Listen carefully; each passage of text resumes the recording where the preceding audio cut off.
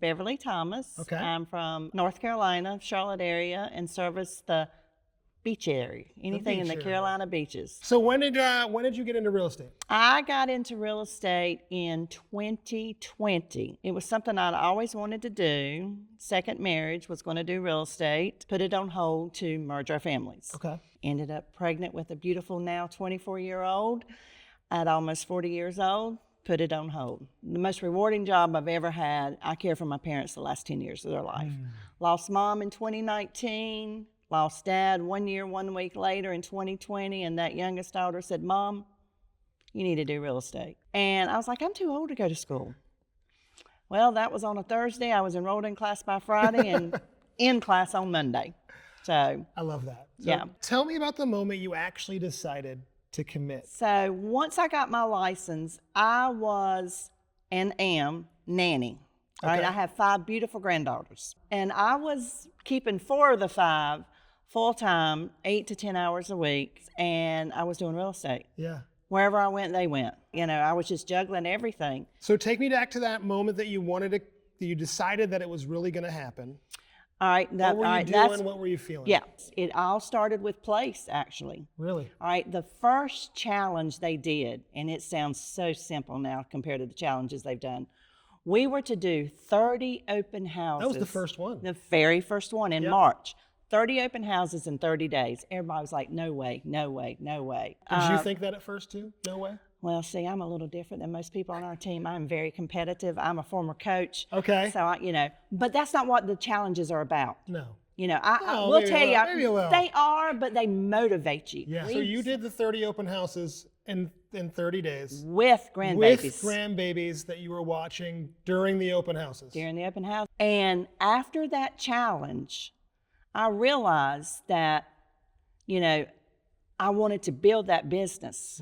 I may be almost 60 years old, but I can do this. Yeah. Okay, so when you started doing this seriously, what were you most afraid of? My fear, I was going to let my family down.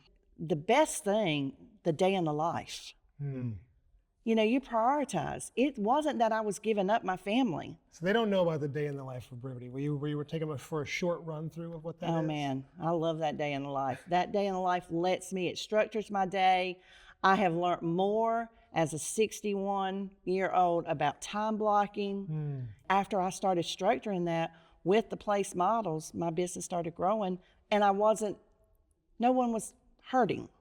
So was there a day during the 30 days, so you're doing the open houses, never really done anything like that before, bringing the grandbabies to the open houses. Yeah. Was there a day when you were tired or something was falling apart in your life and you still did the work anyway? Yeah. Tell me about that day. I'm 60 years old.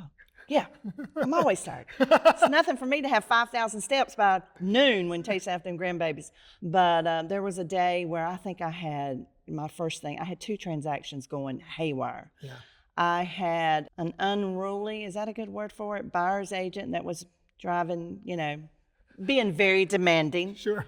My son and his wife were in a high-risk pregnancy. I was having heart palpitations. I've always been really healthy, but I realized it was stress. Stress, yeah. So it dawned on me. I was like, okay, something's got to stop. Yeah. Something's got to give.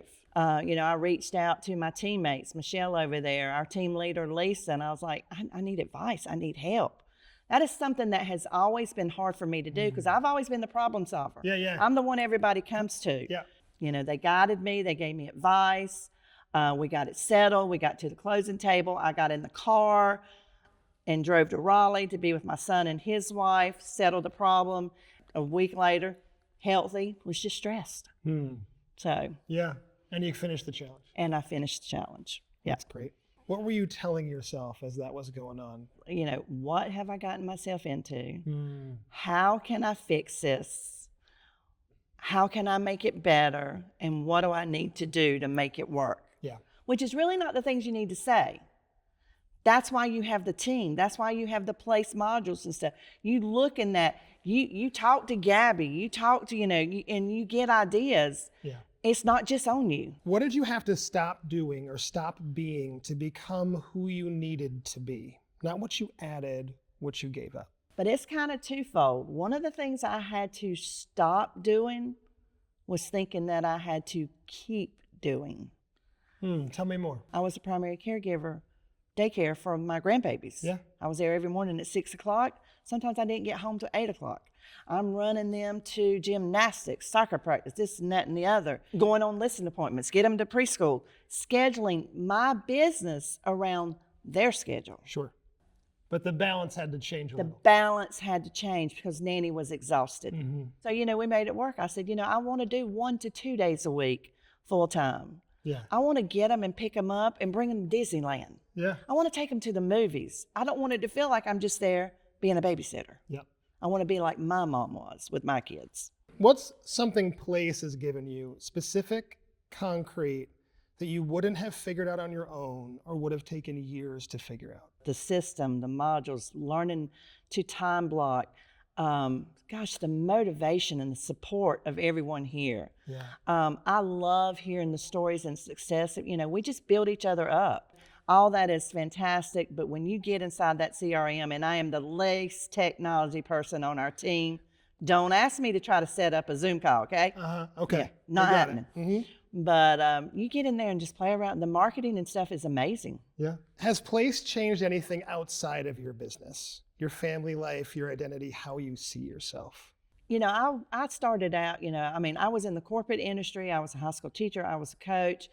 And then, I became mom, which is the most rewarding job ever. Sure. Since, joining with Place and joining Lisa Archer and Live Love Homes and this team, my husband even made the comment. He said, some of the decisions you're making now and the way I hear you talk on the phone, he said, you've never done that before. Not that I didn't know it, Sure. but we're helping people. My favorite people are people that are restoring their credit, veterans, first-time home buyers. That's what it's all about. What's something that you've done, not a deal and not a number, that nobody knows about that you're proud of? Something quiet.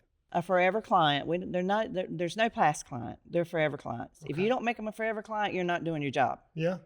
And there's no such thing I as want a to be past your client. forever client after There's this no such interview. thing Yeah. as a past client. I get to her house. The lady had health problems. She was a referral. Home went on the market at 119. Cute little place, a lot of land. Sold it for 127, got more than asking. But I get to her house, she's moved to Virginia to be with, so her daughters can help take care of her. I get to that house, it is pouring down rain. It is full of trash. It is full and not been cleaned. So I go to Walmart, I get the cleaning stuff, I bag up, and she's calling me. I was like, it's no big problem, no big problem. Pictures were being made the next day, okay?